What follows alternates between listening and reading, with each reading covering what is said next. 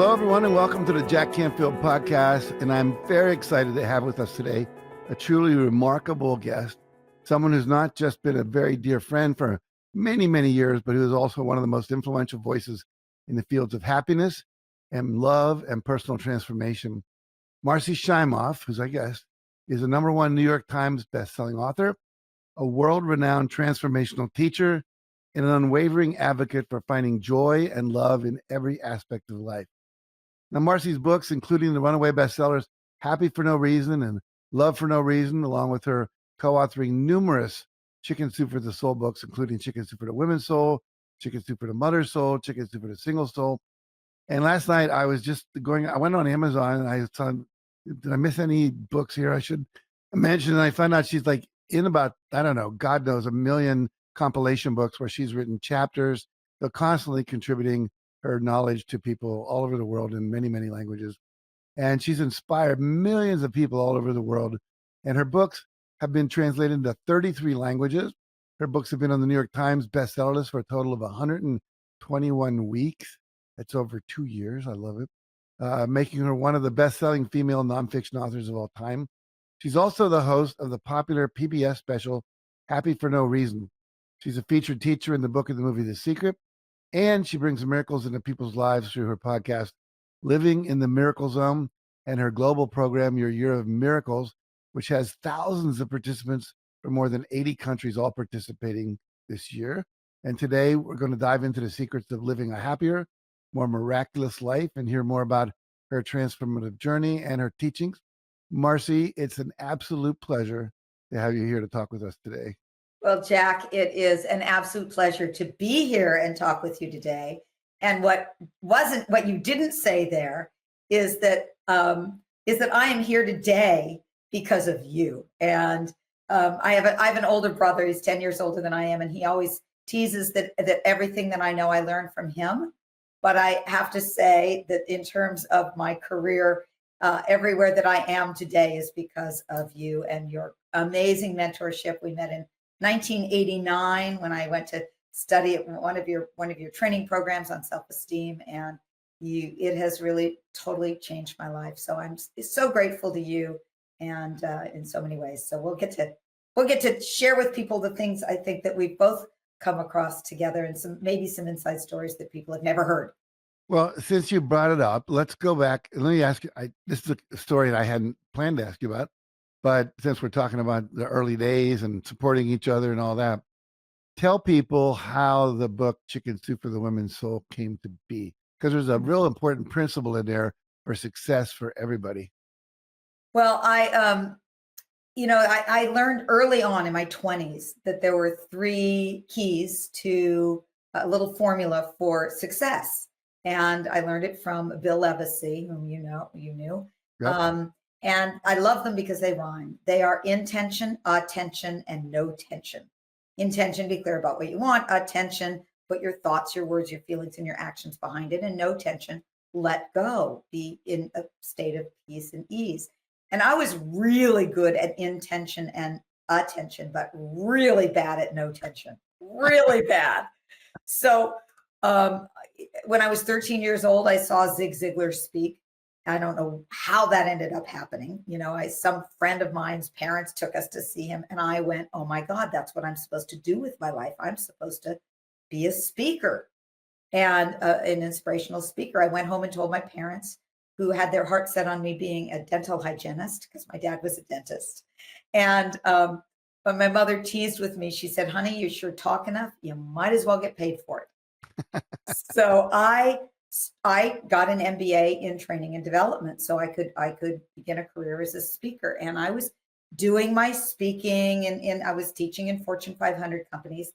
And I one of the things I think I did that's a secret to success for anybody is I really listened deeply to what the soul was saying, and I wanted to teach. I was teaching communication skills and leadership skills, and I wanted to teach self-esteem.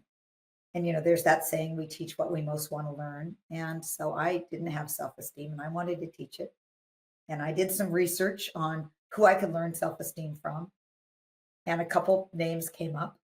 But somehow this name, Jack Canfield, whom I'd never heard of before, like a light bulb went. I went, oh yeah, that's the guy. And I went and I did your training, Jack. And I loved it. This was in 1989.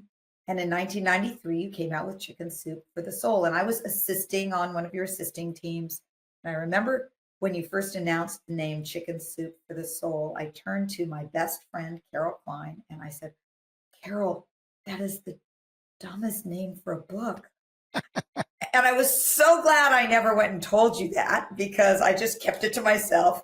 And of course, Chicken Soup for the Soul became a huge success, in great part because of what you and Mark Victor Hansen did to promote it, and because it was a great book. But I was still, I had my intention from a young age was to speak to audiences of thousands and thousands of people. And that wasn't happening for me. I was speaking to audiences of 30 people or 50 people in my trainings, but I hadn't broken through. And I was kind of beating my head against the wall. I had done intention very well and attention. I had really put my attention on being this big speaker, but I hadn't done the no tension. And one day, a dear friend of mine, Janet Atwood, whom you also know, the Passion Test, came to me and said, Marci, you're burned out.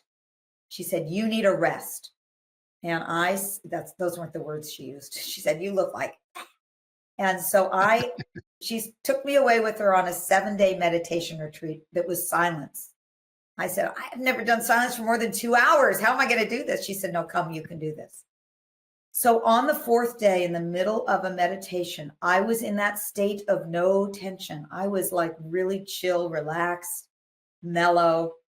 And out of the blue, a light bulb went off in my head, and I saw the words Chicken Soup for the Woman's Soul. And I knew that was it. I knew that was my ticket to where I was going to be in bigger audiences. But there was one problem with the scenario.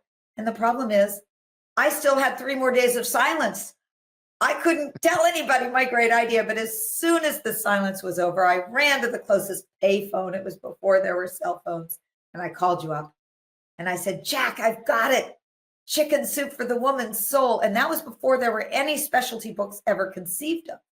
And you said, oh, what a great idea. And you called the publisher, who said, oh, what a great idea.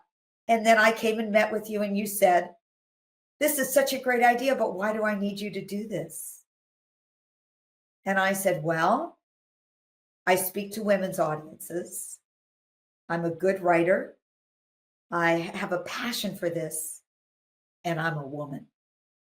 And you said, you got me on that last one. And that was the beginning of the Chicken Soup for the Soul series, all the other books. So I thank you for that. And I thank intention, attention, and no tension. I was clear about what I wanted. I put my attention on it. And then finally, I went into that state of no tension where I relaxed and let it happen. No, it's great. And it created an amazing series. And I think the other principle that's in there is asking. A lot of people will have an idea like that and they won't ask. Patty Aubrey, who is my business partner, wanted to do a chicken soup book for years and was so afraid to ask. And then when her mother got cancer, she said, well, we should do chicken soup for the cancer survivor's soul. And we give it to her mom and it'll inspire her.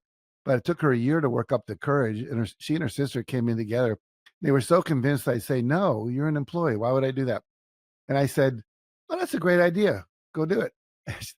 She almost fainted. And then she's gone on to do, 14 New York Times bestsellers. And so, but I want to just say through you and this moment of time that asking for what you want, when you have this inspired idea, which you had in this space of no tension, where literally you were responding and listening to your intuitive guidance, and whether that was your high self, angels, God, we could argue about that forever, who was guiding that information through you. But it opened up, as you said, it was the first niche book we did. And then it was Chicken Soup for the Dog Lover Soul and the Pet Lover Soul and the Basketball Fan Soul. I used to tell people, when you see Chicken Soup for the Delaware Soul, we probably reached the bottom of the ideas, But the reality is, we've done now, I think there's 650 million books in print around the world. And you're helping us break out of that had to be a second helping, third serving, fourth course, fifth pot, of chicken soup, whatever, was significant. So you helped us as well as we helped you. So I want to jump into happiness with you for a minute, because that's one of the things you're an expert about and you've written a lot about. So you spent a significant part of your career exploring the theme of happiness. I'm curious, what initially drew you to focus on this area? And, wondering if your understanding of happiness also has evolved over the years, and if it has, tell us how. Yeah. So I love this question. And actually, you again are part of the answer here for this. People always ask me, Marci, you must have been born happy. You've got this energy of happiness. You must have just been born that way. And my answer is absolutely not. I was born depressed. I came out of the womb with what I call existential angst. And I had great circumstances, a great family. I had, everything on the outside was fine, but I had this dark cloud around me. I remember being in kindergarten watching Romper Room and feeling like, how could anybody be happy when there's all this suffering in the world? And I now I've come to think that I probably either carried in ancestral trauma or maybe past life PTSD, or who knows what. But I just was unhappy. And so my solution as a kid for my unhappiness was something called sugar. And I became a sugar addict because it made me temporarily feel a little bit better. But as we know, it didn't completely solve the problem. It actually made things worse. By the time I was in high school, I was probably 35 pounds overweight. And so I did what most people do. When I was in my 20s, I did what I think a lot of people do, and that is I set goals for myself. And I figured that once I reached those goals, then I would be happy. Now, there's nothing wrong with goals, but where the myth is thinking that when you reach those goals, you're going to be happy. And I set 5 goals for myself, and I'm going to just share them with everybody so that because I think people can relate to this. I wanted to have a successful career helping people. I wanted to have a wonderful husband or life partner, fabulous friends, a comfortable home, and the equivalent of Halle Berry's body. Now, I got 4 out of the 5. I do not have Halle Berry's body, but I have a healthy body for which I'm very, very grateful. And I worked really hard, as you know, to get all my ducks in a row to have those things happen. No matter where anybody is in their happiness level, we actually know scientifically, science has cracked the happiness code, and we know what you can do to shift that.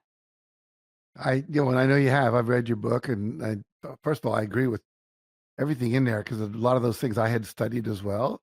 And then I've watched people change as a result of applying those things that you teach in your book. Now, you've developed a program now called 30 Days to a Happier Life. Tell us about that. So, well, the first thing that I'll do is I'm going to share with you what I think is the most important research about happiness that shifted my attention on it. And then I'm going to share some practical ways based on this framework that you spoke about that we can all raise our happiness. Okay, great. So this explains why people who win the lottery, you think, oh, all I have to do is win the lottery to be happier. You would be happier for a few months, maybe. Within about a year, you would return to your original happiness set point. So it's the set point that's the key. And the set point is determined.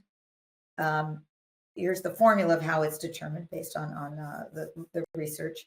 It's 50% genetic. You're born with it. So I wasn't born with those good genes.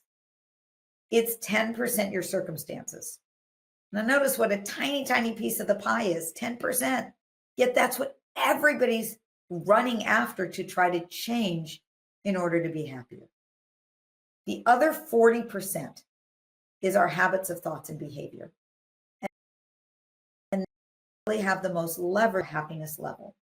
And I'm going to take it a step further and say that 50% that's genetic, scientists in the field of epigenetics, like Dr. Bruce Lipton, whom we both know, who wrote The Biology of Belief, they will say that our genetics, our DNA can shift when we change our habits. Right. Happiness is what people have wanted from time immemorial, and we actually scientifically know how to get it now. I have found that the only difference between truly happy people who are what I call happy for no reason, which means unconditionally happy, and everybody else is that they have different habits. So great news. I think we should be teaching this to our kids. What more important is there to learn than how to have a higher happiness set point? No, I agree. And I think one of the things that's important about that is I've been studying, as you have also, the law of attraction. And the law of attraction says you're going to attract things into your life at the same level of resonance and vibration that you are. And like your set point, as you say, where the thermostat normally goes to, what happens is that is your level of vibration. And when you can do these practices and habits and so forth, and then your set point goes up, you're going to attract more abundance, more opportunity, more people, more wealth, more health, all of that to you from the point of having an intention. But that remember, the secret: ask, believe, receive. The reception part has to do with you being open to receiving at that vibrational level. So everything you're teaching about love and happiness is absolutely affecting that. I just interviewed Michael Beckwith a few weeks ago, and he talks about the law of resonance, and that when you're resonant at a high level, he calls it effluence. You're flowing out that level of energy, which leads to affluence, which basically gives you more of what you want, which then leads to influence, which allows you to impact the world because you have all these resources to do it with. So what you're doing is so critical. And when you begin to link it to all these things, it's truly, it's foundational to getting everything you want in life. And yeah, there's a tremendous, I agree with you completely, of course. I mean, and we just know on a practical level, if you've got two dry cleaners and they're right next to each other and everything about them is equal, they do equal quality and they do equal service. And one's got a really happy person there that you love to go see, and one's got somebody who's just a bummer to be around. You're going to go to the place that's got the vibration of happiness. We catch happiness like we catch people's colds. It's called emotional contagion. And so, Right. I definitely experienced that. The reason I call it happy for no reason, it's not that I don't believe in having great things outside. I do, but it's on the basis of happiness first on the inside. Happy for no reason means that you have an inner state of peace and well-being that doesn't depend on your circumstances. Right. So you've got somebody like His Holiness the Dalai Lama. Hasn't always had great circumstances in his life, but you can't be in the room with him without feeling the happiness and catching it. And so, Sure. what I say is people who are happy for no reason aren't looking to extract their happiness from their life experiences, but they're bringing their happiness to their life experiences. And the research shows that when you do that, when you resonate on that higher level, you have greater health. You, on average, live 7 to 9 years longer. You're 1/3 less likely to get sick. Research has shown that you're more successful. You're 37% more successful. Happier people make more money over the course of their lifetime. They are less likely to get divorced. They have better relationships. So all the fringe benefits of happiness are these great things that come from us vibrating at that higher level. Well, one thing that's interesting too is when you're happy, people are attracted. If I walk in a room and I hear people laughing over there, Yeah. my general tendency is to walk over in that direction. I took a training many, many years ago called the Impact Training. And the trainer said, I'll never forget, it said, you want to be the kind of person that if you were a plumber and someone met you on the beach and they talked to you for 10 minutes, they'd walk away going, there must be some plumbing I need. 'Cause I want that guy to be in my life more, It's so funny you would say that. Just this morning, I had the Comcast cable guy come over and fix some things, and he was wonderful. He was just so happy that I wrote down his name and his ID number so that next time I call Comcast, he's the guy I want. Yeah, We there you want to go. be around that. And you know what else is interesting, Jack, about this idea of emotional contagion is that research has found that we affect people, 5 people, at least 5 people out. So when we're happier, we are impacting our neighbors, friends, sons, school teacher, somebody we don't even know by virtue of spreading that energy of happiness. I remember in the first Chicken Soup for the Soul book, there's a story about a guy walking down the street, and he's just telling everybody, "You're amazing. Hey, guys, building that building. It must be fun to be building a skyscraper and knowing that you're contributing to that." And his friend said, "What are you, like? You're the men from a mancha or something like that." And finally, this very homely woman walks by, and he says, "Good morning, beautiful." And he says, "You just said good morning to a homely person? Did you say beautiful?" He said, "Yeah, maybe she's a school teacher, and if she is, those kids are going to have a great day." So like Yeah, you said, it passes on, passes on. Yeah. Jack, I'm always in awe of the fact that you can remember a story out of the, I don't know, 50,000 stories or more that you've published, that you can remember a story that you probably haven't told in 25 years Yeah. and you tell it in like just now. But it's absolutely true. So should we talk about how we can get happier? Yeah. Talk about, you said there's habits. So maybe you Yeah. could talk about some of those. Yeah. So what I found is that there are 21 main happiness habits, and that they fall into 7 main areas. And so I'm going to go through these 7 areas, and I want everybody to be thinking, where are you the weakest? Because wherever you're the weakest, that's your Achilles heel, and that's where you want to start. We all have different Achilles heels in the area of happiness. So in terms of these 7 areas, I know that it's hard for people to remember 7 of anything. So as I learned from my mentor, Jack Canfield, to create a metaphor or an analogy to make it easier for people to remember. So I created this analogy. It's called building your inner home for happiness. And a home has 7 main components. It's got a foundation, it's got 4 corner pillars, it's got a roof, and it's got a garden. And here's how this relates to the 7 main areas of your happiness. The foundation is taking responsibility for your life and your happiness. It's just what you teach, Jack. It's not being a victim in life. It's but showing up as a victor in life instead. And you're a victim when you're blaming, shaming, or complaining. Blaming others for why you can't be happy. Shaming, which is blaming yourself for why you're not happy. Oh, I can't be happy. I'm too this, I'm too that. Or complaining about your circumstances. Any of those, you start with the foundation of taking responsibility for your happiness. Then you have the 4 corner pillars of your home. And there's the pillar of the mind, the heart, the body, and the soul. The pillar of the mind is your thoughts. Do your thoughts rob you of your happiness? Do you have these constant negative thoughts that are dragging you down? Then there's the pillar of the heart. I have never met a truly happy person who had a closed heart. You can't be happy and have a closed heart. Happy people are loving, they're generous, they're forgiving. And by the way, these are all towards themselves as well. They're loving, generous, and forgiving towards themselves. They're compassionate. Then there's the pillar of the body.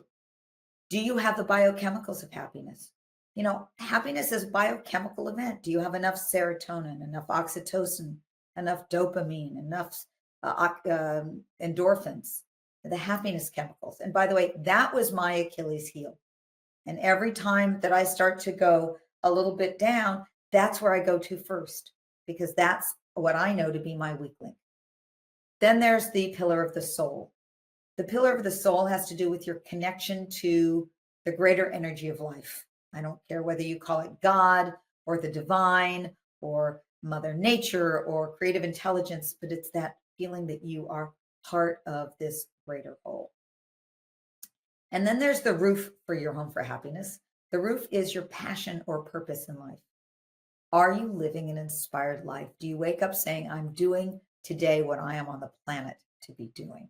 I believe we're all on the planet for a reason. And so are you living that? And then finally, there's the garden of your home. And the garden is, who are you surrounded with? Are you surrounded by people who uplift you, the roses and the gardenias of your life? Or do you have a lot of weeds in your garden, the people who are trying to choke out your happiness, who are dragging you down?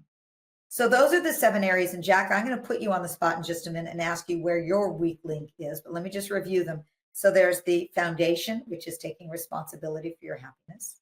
There's the mind, your thoughts, the heart, your feelings, the body, your biochemistry, the soul, your spirit and connection. Then there's the roof, your passion and purpose.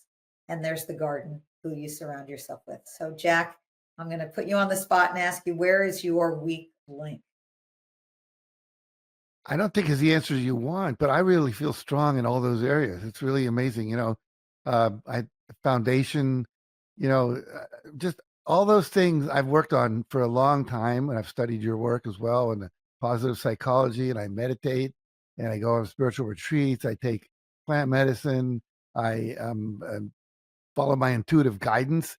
I mean, literally, when I was living in Massachusetts, I had a full private practice for therapy. And all of a sudden, I said, all the people that I could learn from live in California. So I want to go out to California. This is where Esalen Institute, where S Training, LifeSpring, Carl Rogers, a great psychologist, all these gurus and stuff.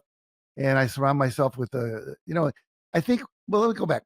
I think where I was the weakest for the longest time was friends, relationships, because I'm shy by nature. I'm more of an introvert than an extrovert. Most people would never know that. I'm what's called a situational extrovert. I can generate that, but I love to be alone. That's why I can recharge and read and listen to music and do yoga and stuff. But I didn't have a lot of friends in this world, and they were all professional friends, and they didn't leave where I lived.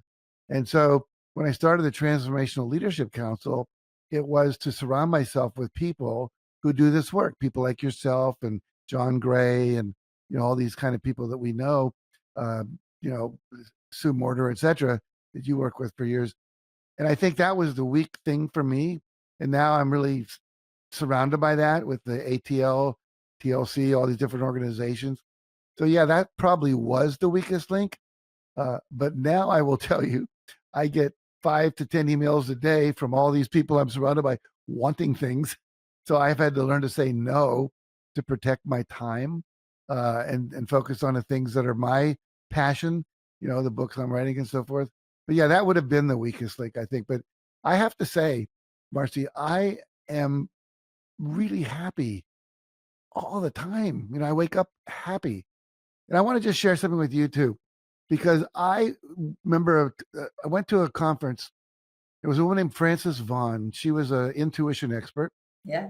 And she said something about people with strong empathy, strong intuition. She said, because she was teaching intuition, so the danger of developing your intuition is you're going to feel more of the pain of the world. Because as you develop your ability to feel deeply, there's so much pain, you're going to pick it up.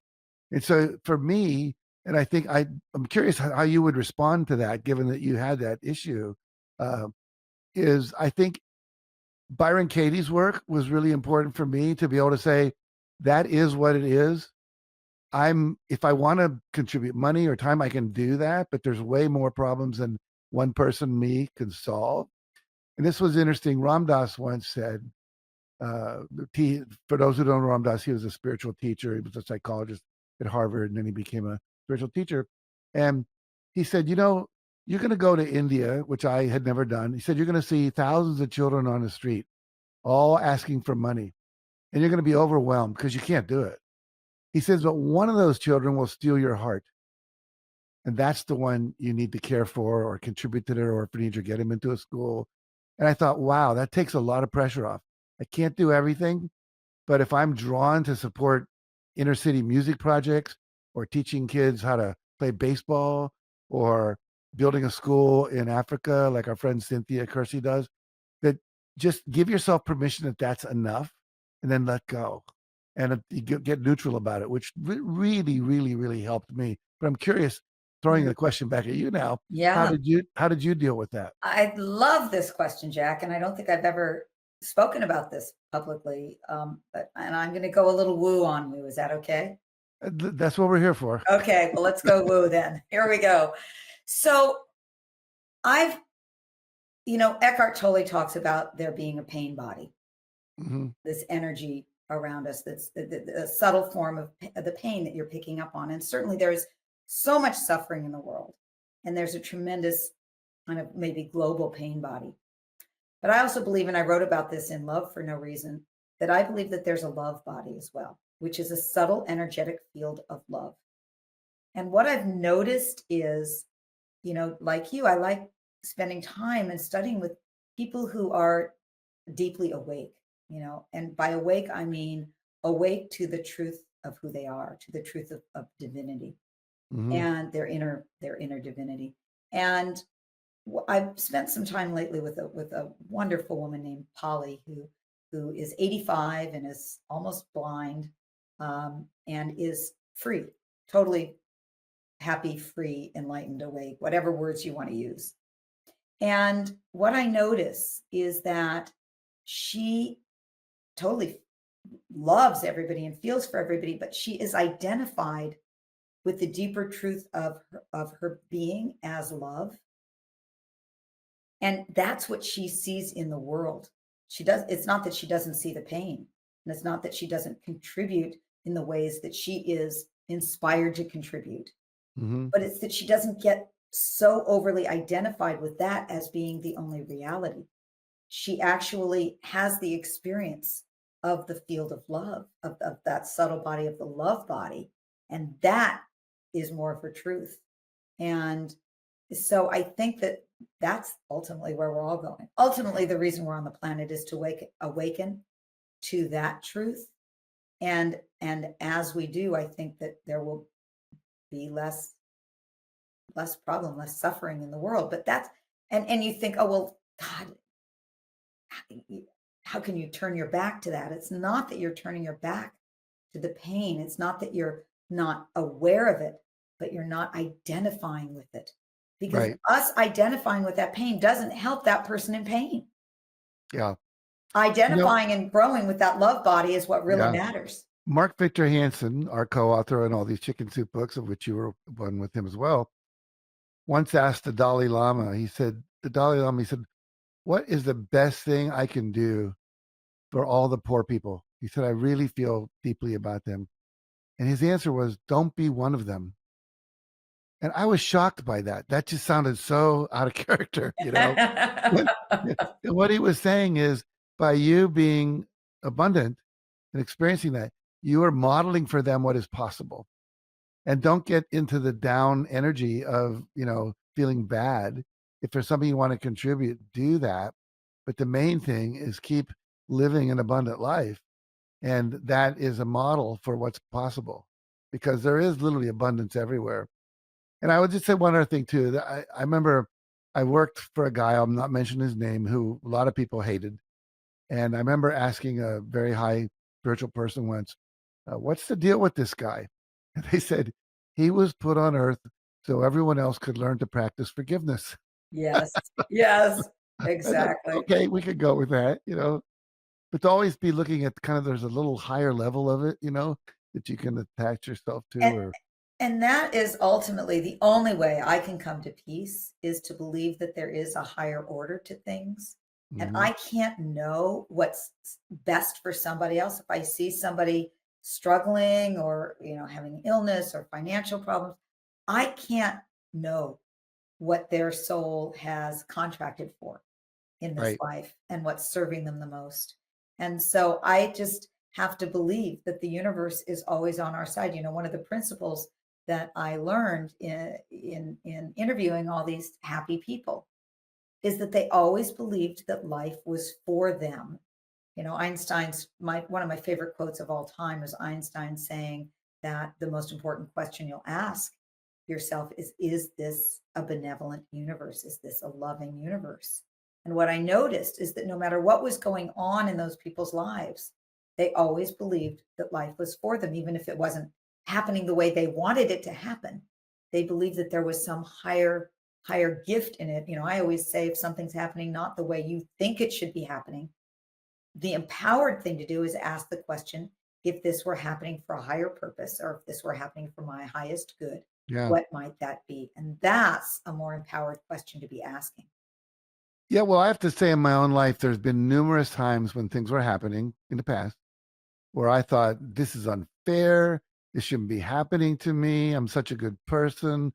Why are they winning this lawsuit? Why are they getting that money? Why did that happen? And now that I'll be 80 this summer. Now that I look back on things that happened when I was in my late 40s, my 50s, whatever, I go, thank God that happened, Truly. because it actually turned out to benefit me in ways I never could have seen at the time.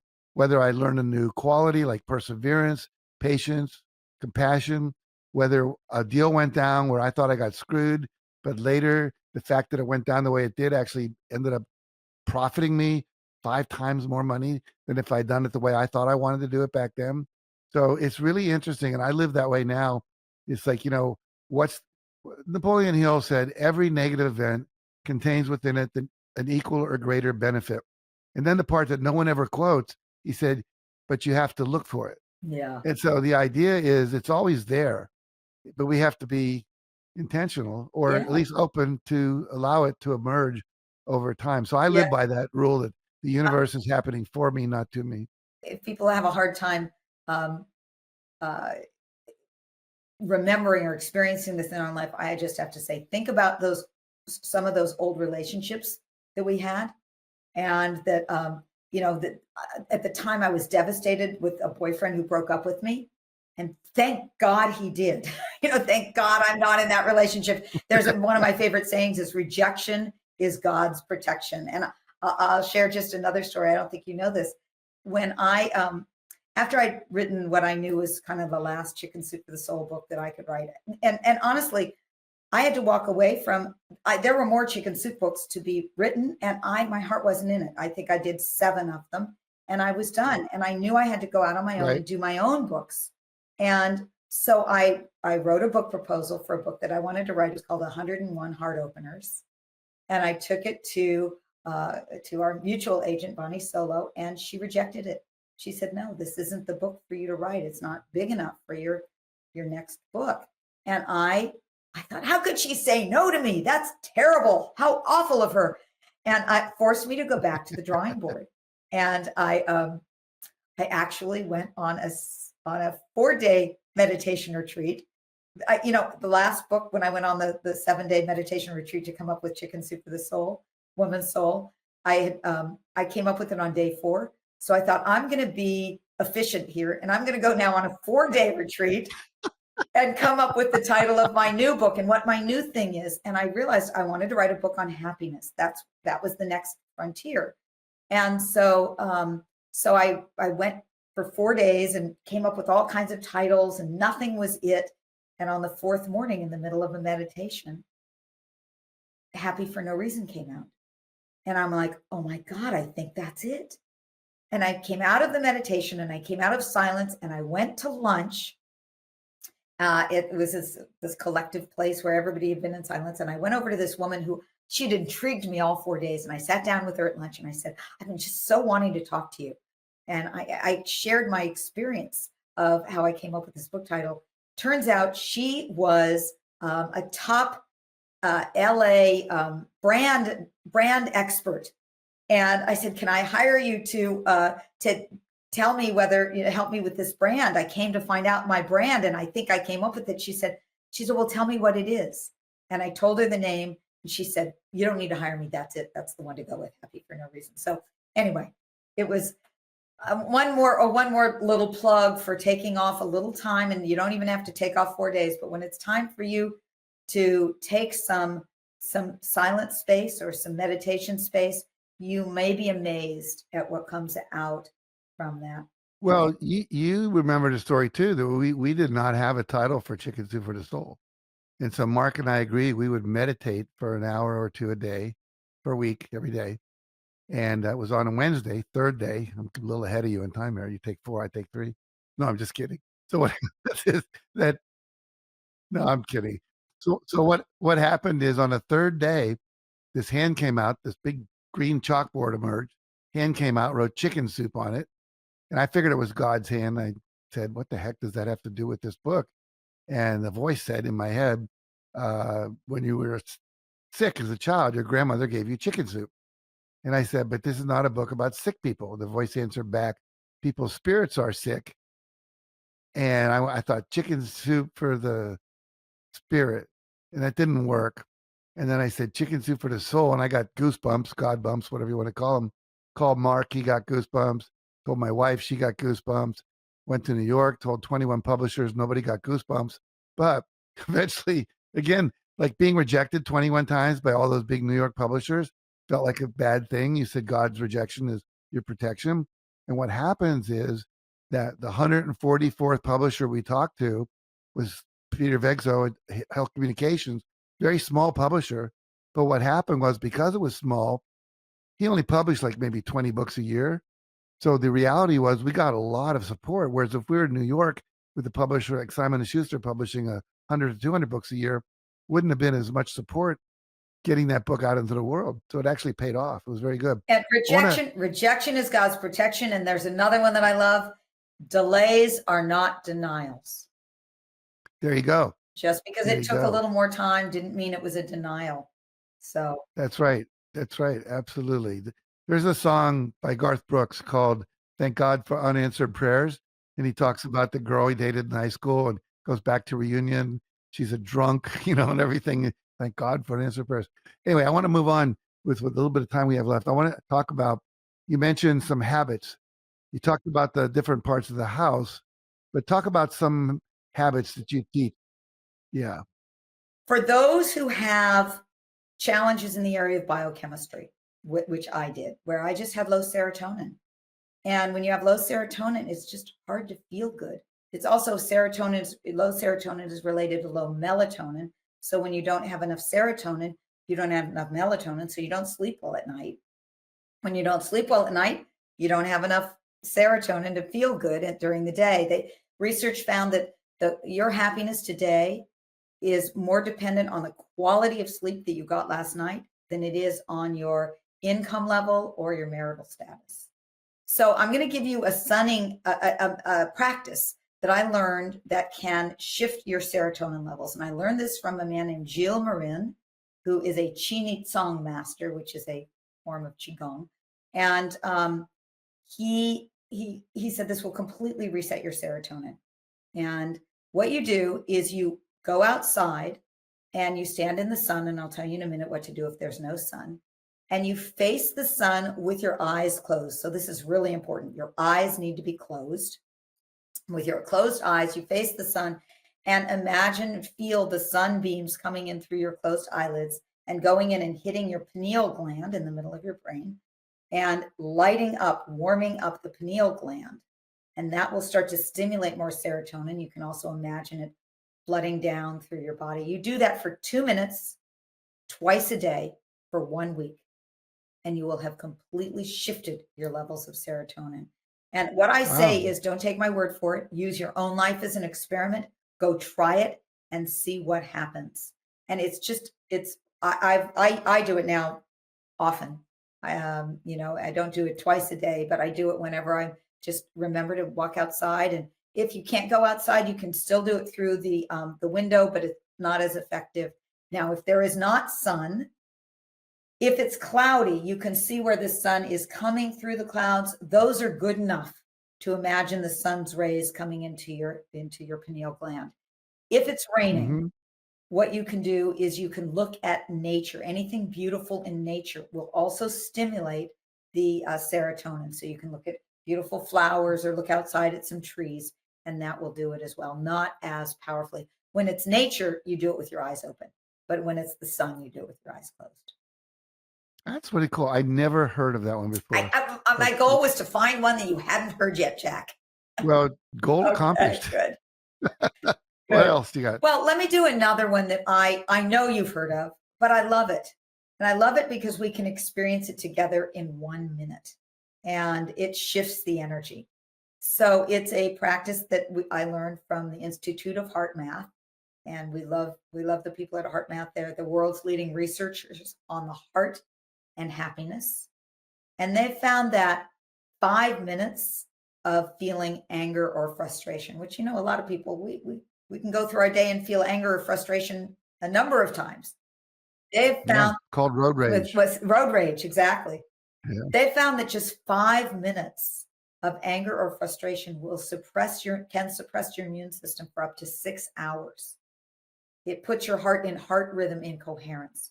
But 5 minutes of love and appreciation can stimulate your immune system to be stronger for up to 6 hours. So it strengthens your immune system for up to 6 hours. It puts you into heart rhythm coherence, where your heart rhythms are in very coherent patterns.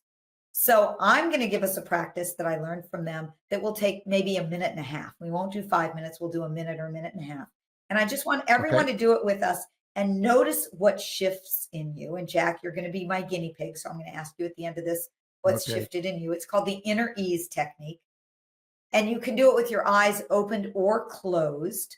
We're going to do it with our eyes closed if you're able to right now, just because it goes a little deeper. So with your eyes closed, the first step is to simply place your hand over your heart, the palm of your hand over your heart.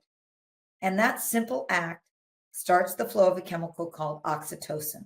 And oxytocin is dubbed the love hormone because it's what we have more of when we feel bonded and connected with each other. But just your own hand on your heart is creating more of the chemical oxytocin in your body. You're bonding with yourself here. And the second step is to imagine that you're breathing in and out through the center of your heart. It's called heart focused breathing. So inhaling into your heart and exhaling out of your heart.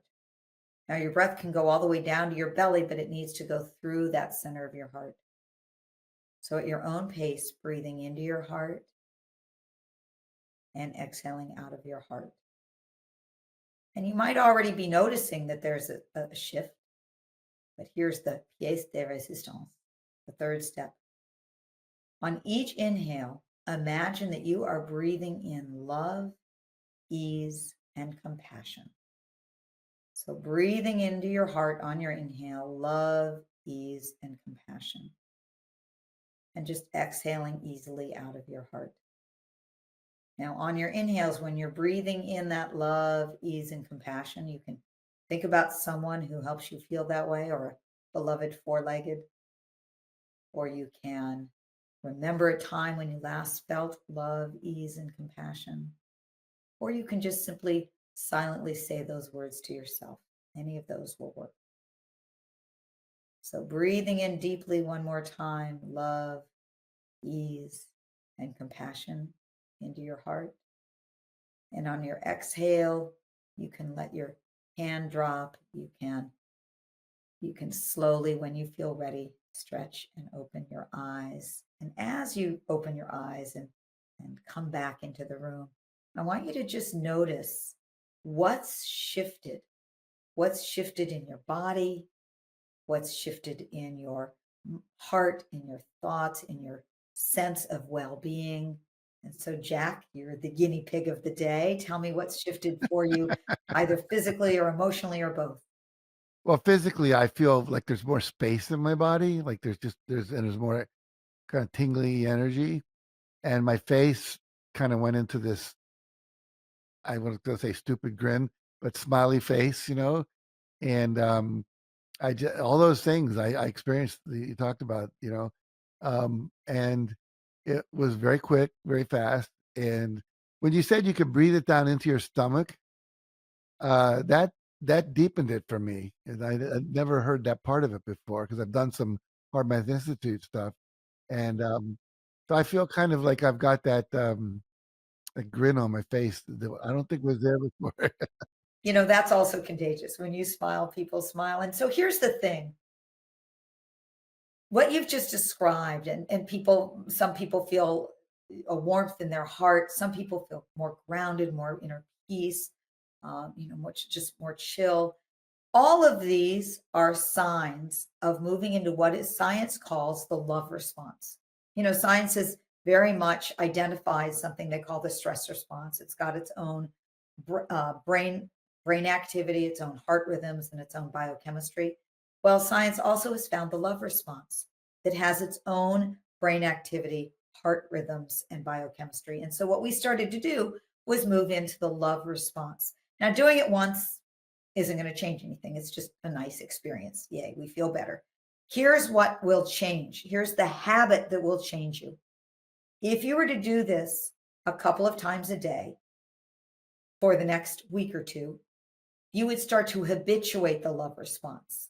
It would become more and more your default state. I've done this thousands of times. And now all I have to do is put my hand on my heart, and immediately it starts the flow of the love response. So I do this when I'm standing in line at the grocery store and I'm impatient. I just stand there. Nobody knows what I'm doing. I put my hand on my heart. I breathe in and out through my heart.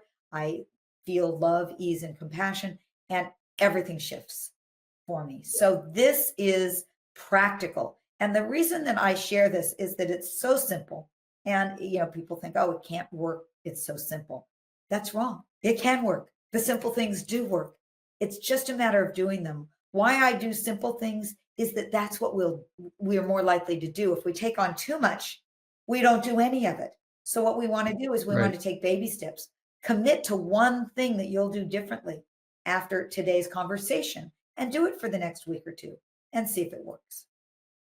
Well, we've been teaching a lot about what we call micro actions, and that idea that people overwhelm themselves. And even if you meditate for 10 minutes a day, it's better than no minutes a day. Everyone thinks they got to sit down for 2 hours or 3 days of a retreat or whatever. And what we find is those micro actions expand.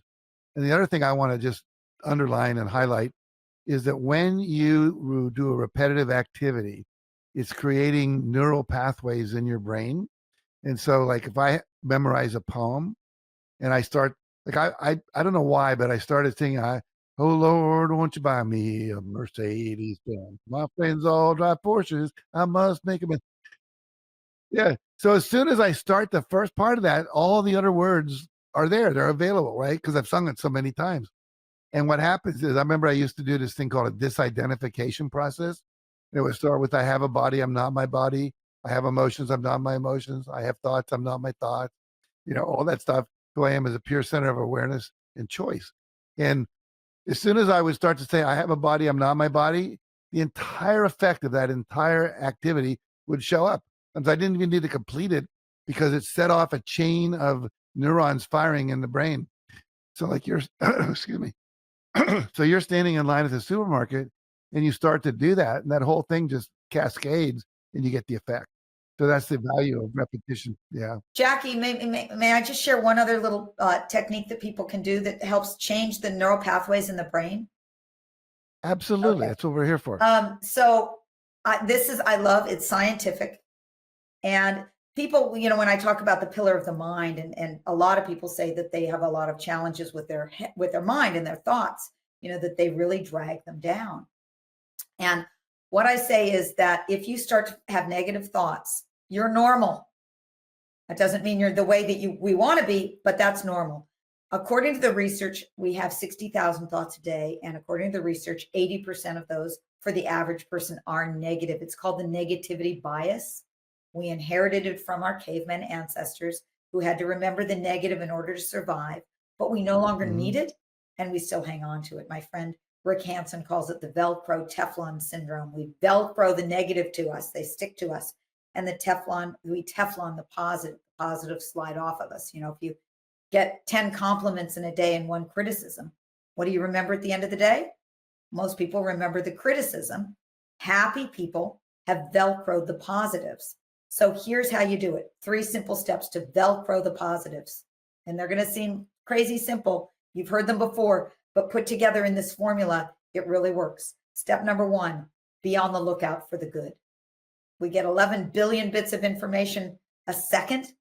What are you paying attention to? So one of the women I interviewed for Happy for No Reason says that she pretends that she's the Academy Awards committee, and her job every day is to give out 5 Academy Awards.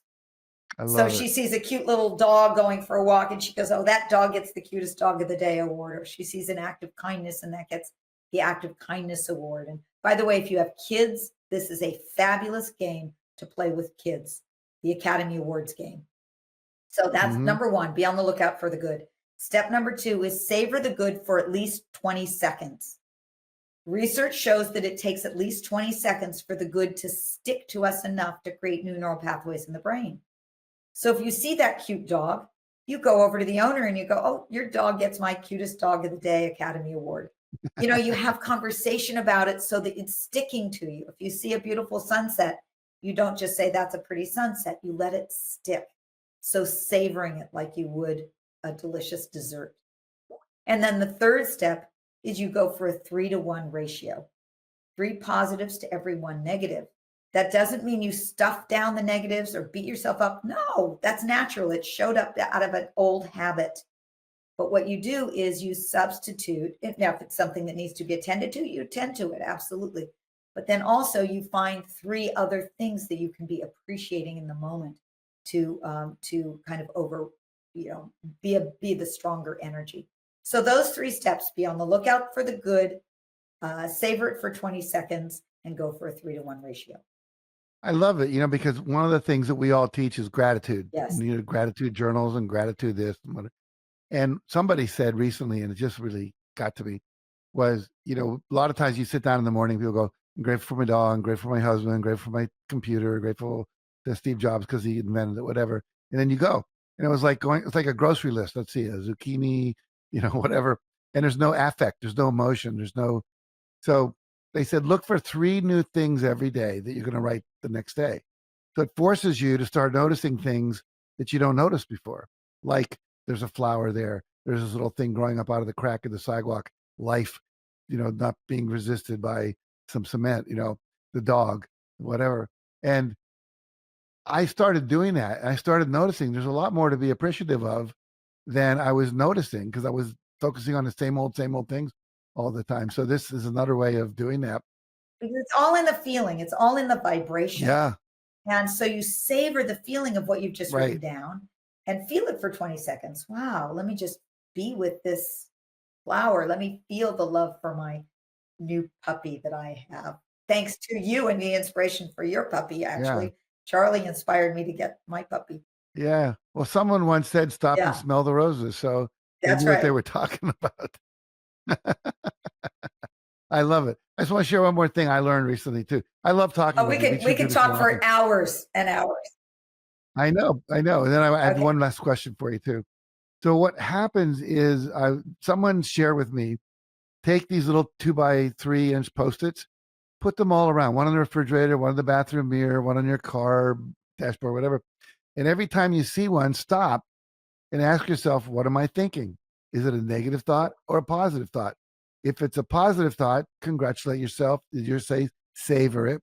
And then the other thing is if it's a negative thought, immediately say cancel, because you want your subconscious brain not to take that on because it will manifest what you talk about and think about. And then replace it with a positive thought. What I liked about it is like we can have this idea that you should do these things, but we forget to do them. But if you have these little Post-its, you can even put a word on it. Mine don't have words on them, but it's the bottom of the stairs, on the refrigerator, on the bathroom mirror, next to my bed. And every time I see it, I go, okay, what am I thinking? Oh, I was thinking I'm not going to get that done on time. I am going to get that done on time. It's going to happen. Miracles are going to happen. My staff's going to come forward. It's all going to work, and it's shifted. So it's just a little reminder thing that. I love that. That reminded me, Jack, of something that brother David Sendel Ras taught me. I interviewed him for Happy for No Reason. And for those who don't know who brother David is, I think probably now he's 96 or 97-year-old Benedictine monk.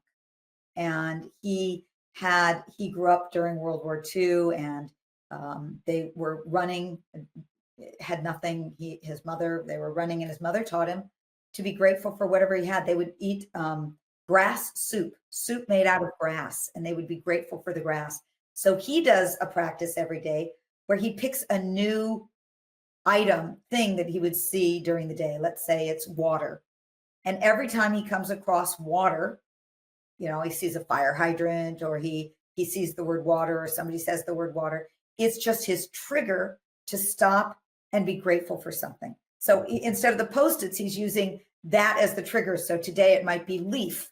And every time I see a leaf, okay, that's my trigger to go and be grateful for whatever, not the leaf, but just whatever's in my life. And he makes a game of it. He tries to not pick anything that he's picked before. I don't know. For those he has a YouTube video. I don't know what it's called, but I've watched it several times. I've kind of fell upon it by accident. It's about peace and love and acceptance and I don't remember exactly, but his voice is so calming and soothing. The images are amazing. So if you go to YouTube and type in Brother Sendel Ras, watch the video. It's worth watching. Couple last things here. You have a Living in the Miracle Zone podcast. Talk about that. And then you have your Year of Miracles. So let people know about that as well. Yeah. So about 12 years or so ago, I started realizing that I wasn't just living a happy life. I was it felt like it was miraculous. I would wake up in the morning and the person would show up with an opportunity out of the blue that was phenomenal. And I realized, wow, I'm living a miraculous life. And I think that there are principles for living a miraculous life, just like there are principles for living a successful life and a happy life. And so I started this program, Your Year of Miracles. We've now had tens of thousands of people through the program. And I got the inspiration to start a podcast last year, which I'm loving doing, and living in the miracle zone, where I hear from people about their miraculous stories in life. I mean, Jack, this would be a whole nother podcast for us to do together, which I'm going to invite you, of course, to be on my podcast. But, when we read those Chicken Soup for the Soul books and all those stories that came into us, it became obvious that we live in a miraculous world, and there are miracles that happen all the time, every day. You and I could tell many, many miracle stories. And so how do we create the conditions for miracles to show up in our life? I say, a miracle is defined by Webster's dictionary as a surprise and welcome event that can't be explained by science, that's often attributed to divine grace. So we can't create miracles. They're a gift of the divine. But what we can do is create the conditions for miracles to show up in our lives. And so what I do is I teach people to create the conditions for miracles to show up in their lives. And in Living in the Miracle Zone podcast, we share miracle stories, with the Jack Canfield one coming up. I read a book recently. The guy who wrote it's about miraculous children. I can't remember. Anyway, an amazingly high conscious person. And I learned something I never knew before. It was about lightning.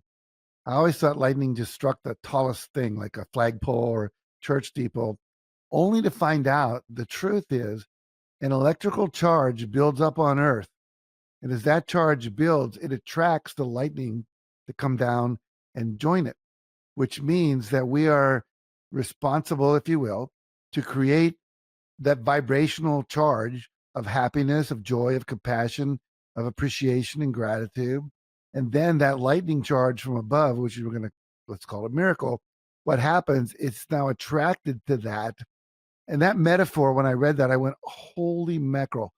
It's in science. It's so amazing that electrical charges, which we build up through intention and exercises, actually attracts other electrical charges, which we call miracles and downloads and abundance. And I'm sitting here as I'm saying it. It's freakishly cool. I love that. Anyway, did you give out the web? We're going to put it in the show notes. Your youryearofmiracles.com, and also happyfornoreason.com. You can go to happyfornoreason.com, and on there, I have all 21 of the habits in a little workbook with a exercise, a practice for each one of the habits, including the ones I've shared with you, and an assessment on your happiness level. So that's a free gift for you at happyfornoreason.com. Well, Marci, as always, I wish we had more time. Thank you so much for joining us today.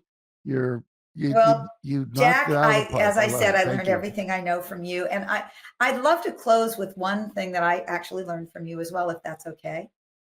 So, people always ask Go me, ahead. isn't it selfish to want to be happy? Because don't we have to be worried about the rest of the world? And we've spoken about this a little bit, but my answer is it's the least selfish thing that you can do, because when you're happier, you are creating a better world. And so I like to sum this up by a Chinese proverb that I love that started out the first Chicken Soup for the Soul book. It's a quote that's in the first Chicken Soup for the Soul book, and it's really why I do what I'm doing. And it goes like this. It says, when there is light in the soul, there will be beauty in the person. When there is beauty in the person, there will be harmony in the house. When there is harmony in the house, there will be order in the nation. And when there is order in the nation, there will be peace in this world. And my prayer and my wish for every one of us is that we know that light in our own souls, that happiness in our own lives. And through that, we spread it through the world and create a world of peace. It's beautiful. Thank you so much. Appreciate it. And I want to thank all of you who tuned in to this podcast today. Please let your friends know about the podcast, and be sure to tune in again next time when I'll be talking with another leader in the human potential movement who can help you live a happier, healthier, more abundant, and more fulfilling life, both personally and professionally. Until then, remember, you can choose happiness and choose love using the techniques that Marci teaches anytime, anywhere. Just make sure you learn them Practice them, make them part of your life. It is truly a choice. I hope you make the right choice.